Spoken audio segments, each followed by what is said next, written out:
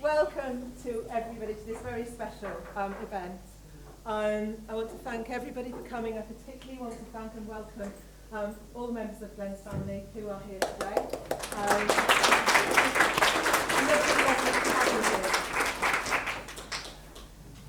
The IHR is a workplace, an intellectual space, and a series of overlapping communities.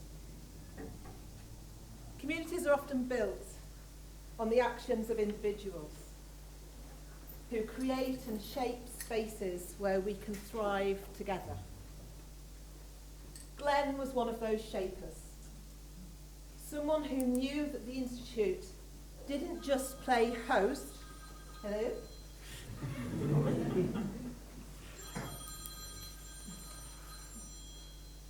Didn't just play host to various communities, but that the IHR actually was its community. Now, news of Glen's death mobilised the community in sadness, certainly, but also gratitude for his contribution to so many different people's lives. There were just so many stories and tales, some of which have been shown on the screen above me, talking the ways in which Glen had quietly enhanced the research lives of so many historians. This was much more than being about being a kind and friendly and knowledgeable first port of call for people reaching the IHR. Though he was that, of course. Rather, this was about a realisation that the work of making history is a collective endeavour, not just the province of those who happen to have historian in their job title. As the speeches that follow will show, there are many different aspects of Glen's contribution to the Institute's community. In order to mark that contribution, we will be adding Glen's photograph here to the picture gallery up on the stairway as you come into the Institute after this event, although it may be some time after this event. I have to add, things take time. We'll also be leaving Glen's model, of which more later, of the original IHR huts on permanent display. But for now, I want to hand over to former director David Bates to say a few more words. Thank you, David. Yes. Thank you. Well, it is an honour to be asked to talk about Glen Jacques, and also profoundly sad that I have to do so when such a good man was taken from us at so tragically young an age. It's now impossible for me not to start now by mentioning, as many of you will know, that this is the second time within a week that I have paid tribute to a member of the IHR community, namely last Wednesday to Susan Reynolds, a very distinguished medieval historian. It's especially relevant to mention this because Glen told me that Susan always stopped to talk with him and that he enjoyed the stories she told him about the IHR. We are actually talking and thinking today about a shared interest between two people who might seem different but had the IHR in common, and that is very, very important. I must now proceed to a disclaimer. Glen was indeed appointed when I was director, but I was not responsible for his appointment. Memory and my sources inform me that it was Elaine Walters and Robert Lyons who appointed him.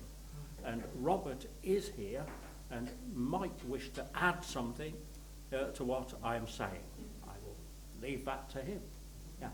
But I am, of course, going to talk about Glen's infectious laugh and his remarkable and his remarkable welcoming presence on reception. But I decided that it's relevant today to mention a memory that popped up into the forefront of my mind after the Susan Reynolds event. Something that I think happens to all of us unpredictably after emotional events of that kind. Sparing you most of the details, I'll mention that I was once part of a small seminar in France to reflect on the life of a very influential historian.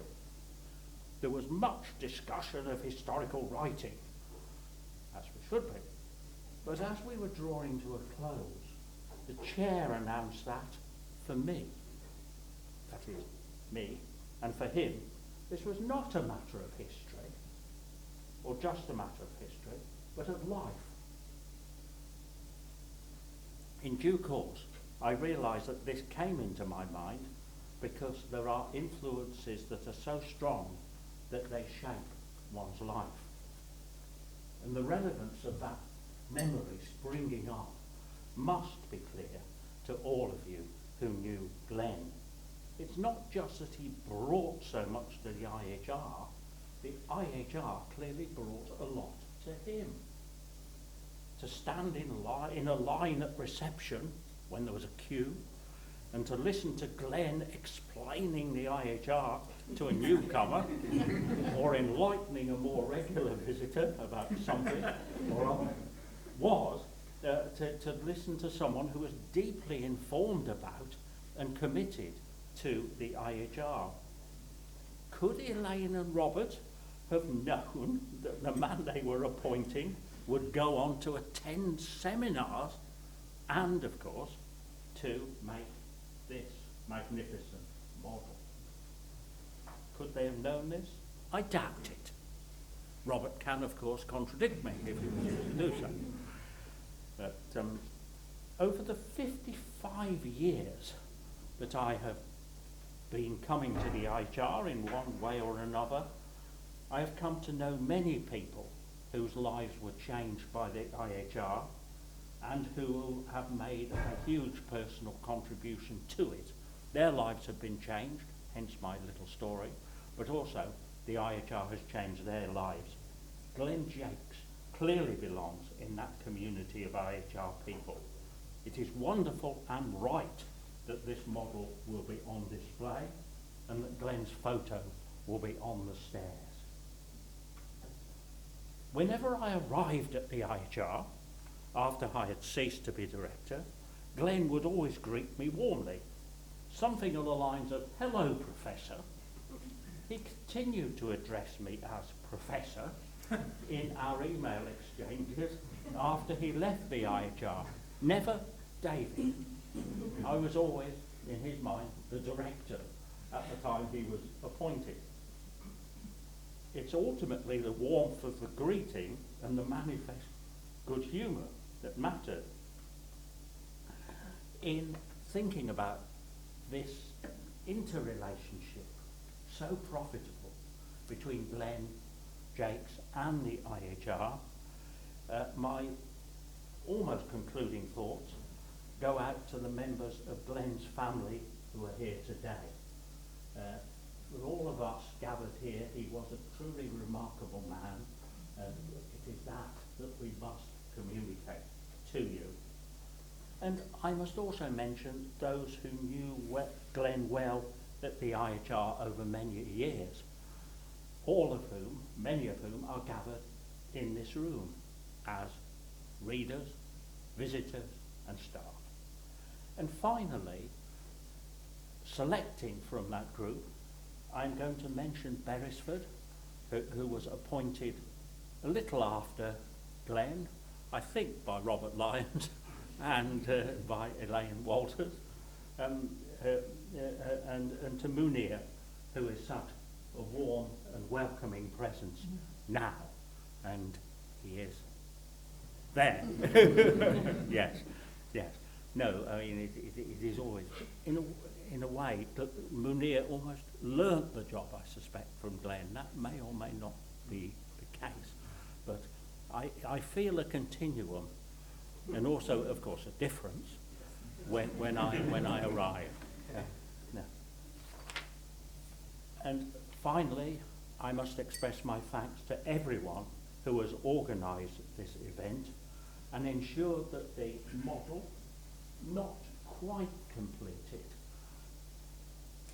when Glen sadly passed away, we must thank everyone who ensured that it was completed so magnificently.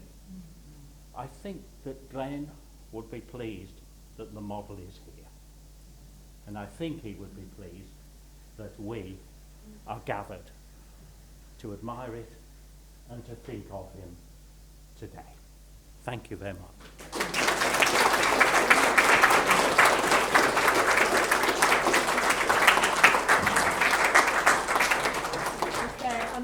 Our next speaker is going to be Philip Carter, Academic Director at the RHS, and of course a former HR colleague. Thank you, Philip. Thank you very much, Claire.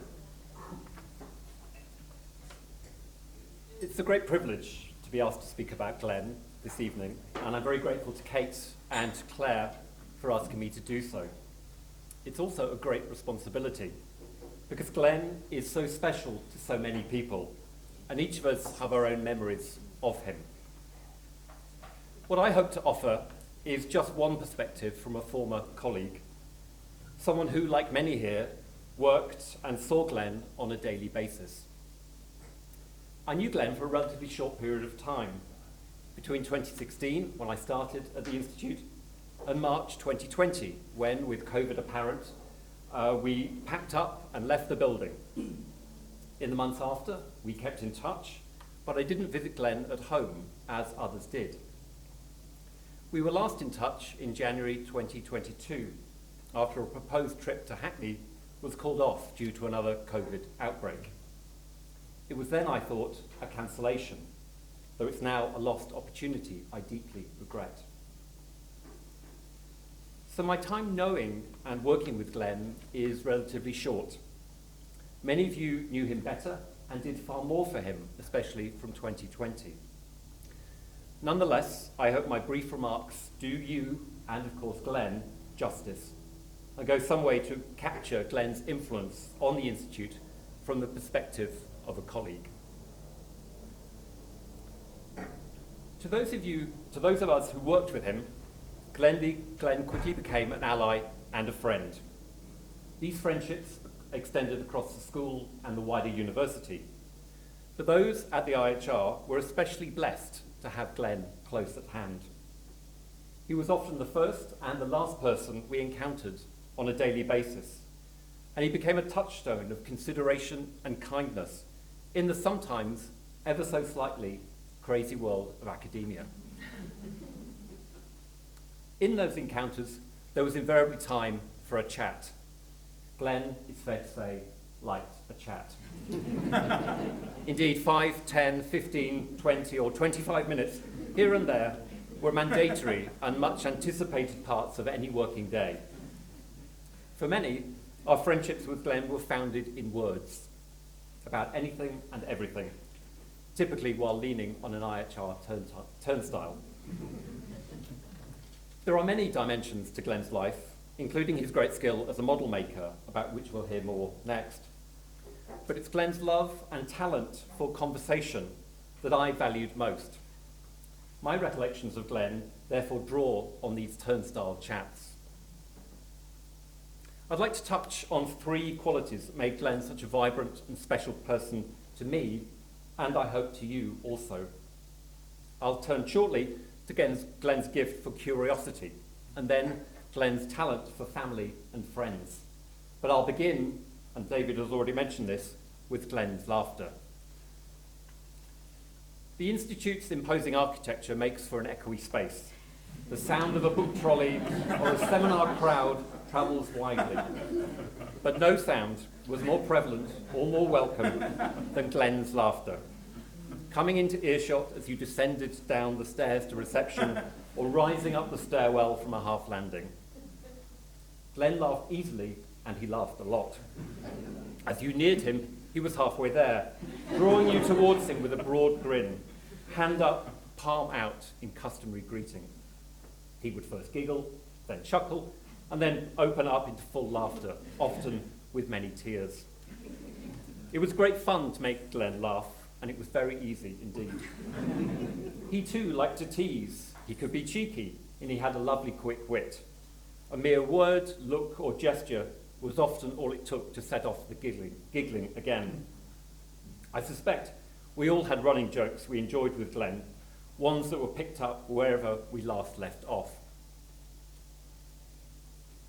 This isn't to say that conversations with Glen were trivial.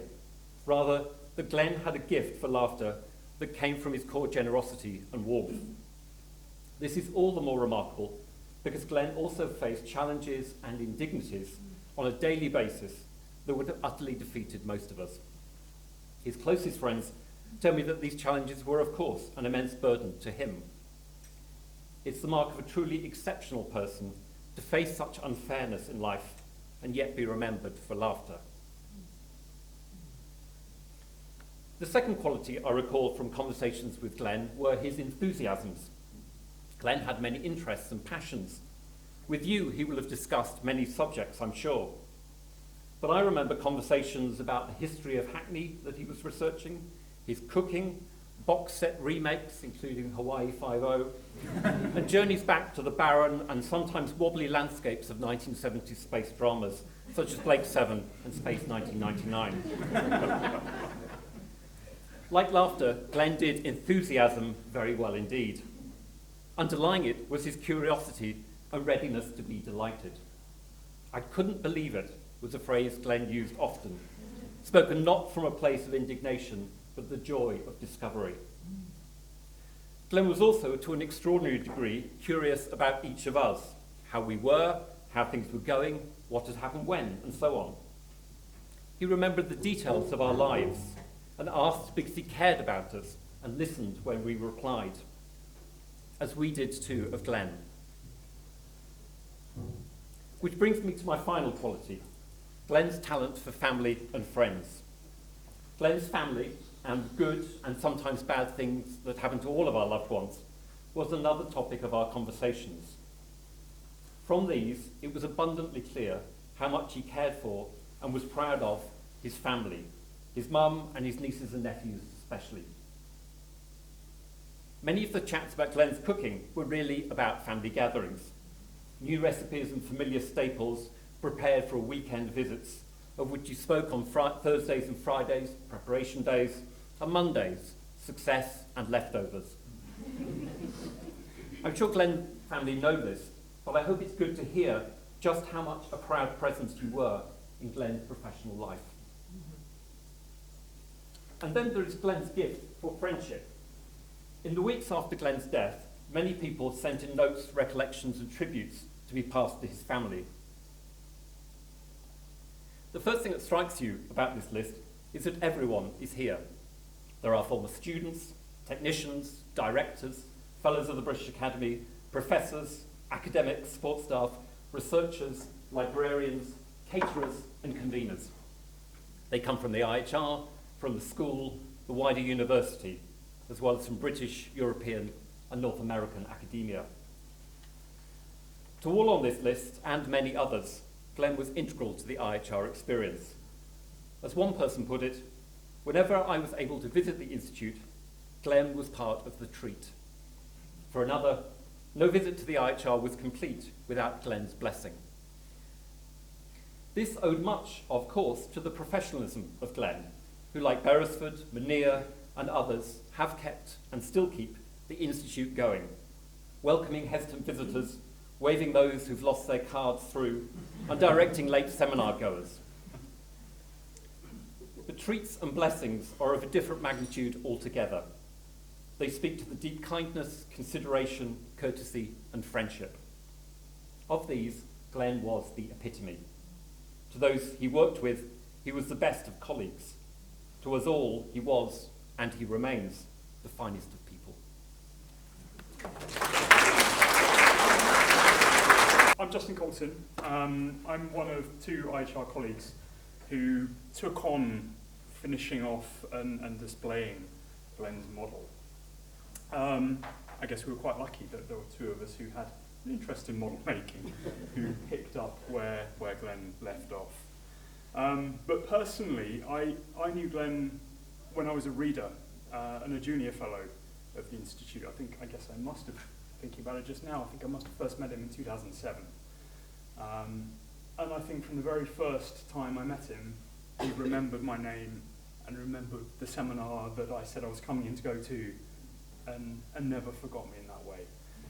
But I didn't actually start here as a member of staff until last January, so I never actually had the privilege of working with him directly. But nonetheless, he'd already been a big feature in my experience of the Institute. But Adam, my colleague Adam Chapman, can't be with us today because of childcare issues. But he had the privilege of working with Glen and talking with Glen. Those conversations at the turnstile, for Adam, were often about model making, and there's a shared interest in that. So he's passed on some notes that I'll sort of read from around that. So Adam relates that this model that Glen produced combined his two great loves, model making and the IHR itself. And David talked about the way that Glen would often ask people about their memories of the IHR and try to uncover its history a bit further. And Adam said that not even Glen would have known anyone who remembers this building. Actually, I had a conversation the other day with a reader, Nigel Ramsey, who said his father remembers using this building and has stories of that. So I'm sure Glen would actually have spoken to Nigel about that as a long-standing reader. But this first building was something that no one around had ever really experienced. But by building a model, by looking at the plans in the archive and visualizing it in 3 dimensions, Glen was trying to bring back that lost phase of the IHR's history. So the IHR is still here more than a century after the real building was created and quite soon after demolished. But it's no longer obviously in this building. Adam describes himself as a professional generalist, or a specialist generalist sometimes in history. He's actually a published author on the subject of prefabricated buildings, amongst many, many other things. So he's provided some notes on that. These buildings of the original IHR were only ever meant to be temporary. And while there was clearly some budget to create them, prefabricated buildings between the 2 world wars tended to be bought from a catalogue. And Adam suggests this might have come from Bolton and Paul in Norwich.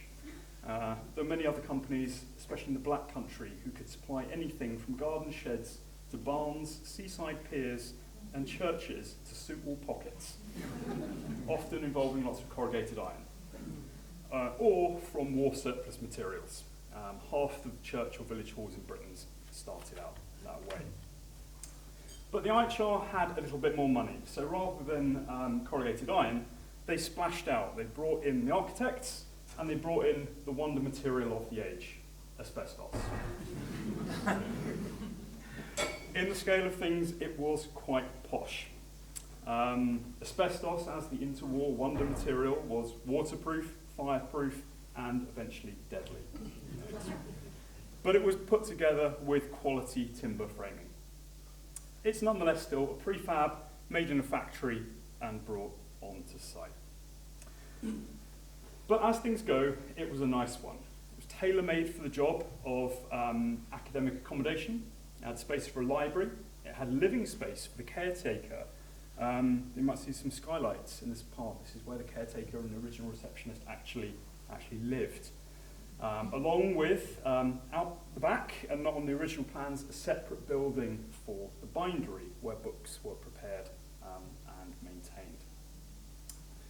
The architect's contract drawings, which are displayed in these drawers down here, so everyone please do have a look around, are what Glen used, and they were what captured his imagination when he decided to create the model.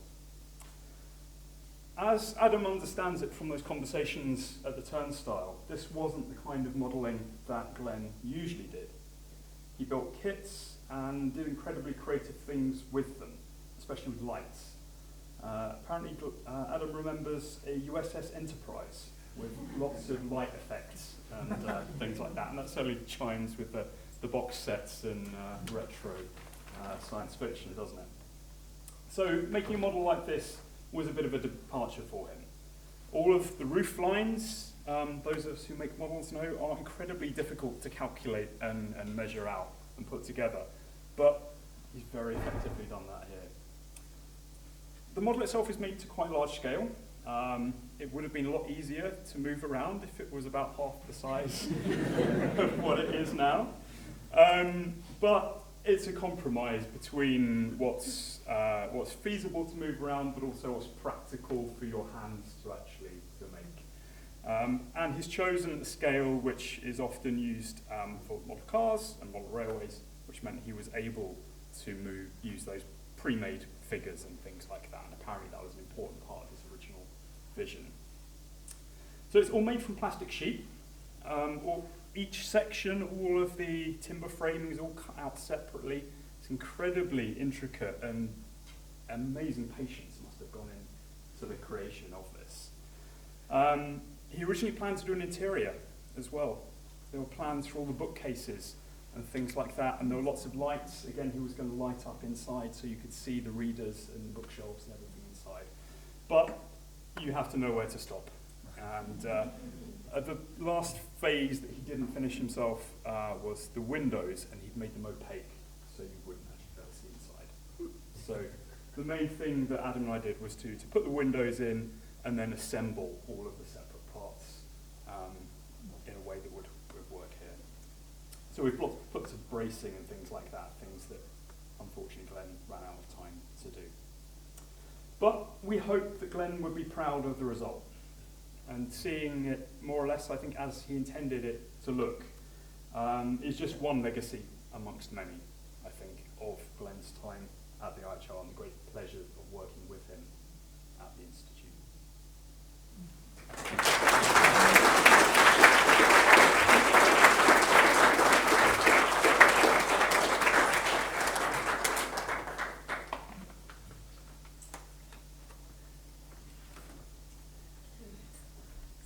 The last thing that we need to do is we thought that because the messages that the history community broadly and the university community broadly have put together were so lovely, and we wanted to give you a kind of, so we'll put them together, well, Kate did. I mean, I have to say Kate has been such an animating force in this.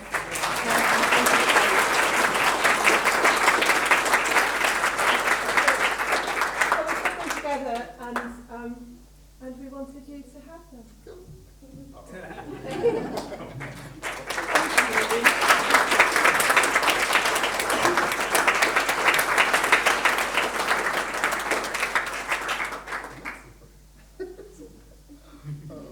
I've got to say thank you guys, honestly. I'm overwhelmed. I don't actually really know what to say. I didn't write anything, and I'm just still quite shocked that it's finished.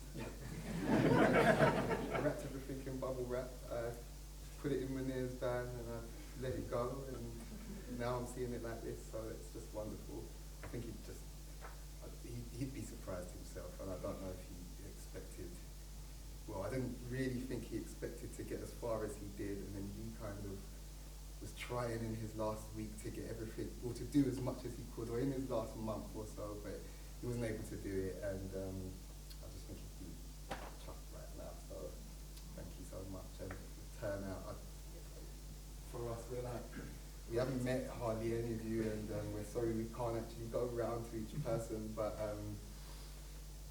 from our point of view, we see Glen as like a receptionist at the IHR, and that's all we really knows, and we didn't know so much about the intricacies of his role and the people that he knows, and it's a pleasure to see you, and I guess it's a testament to him and to yourself for coming, so thank you very much.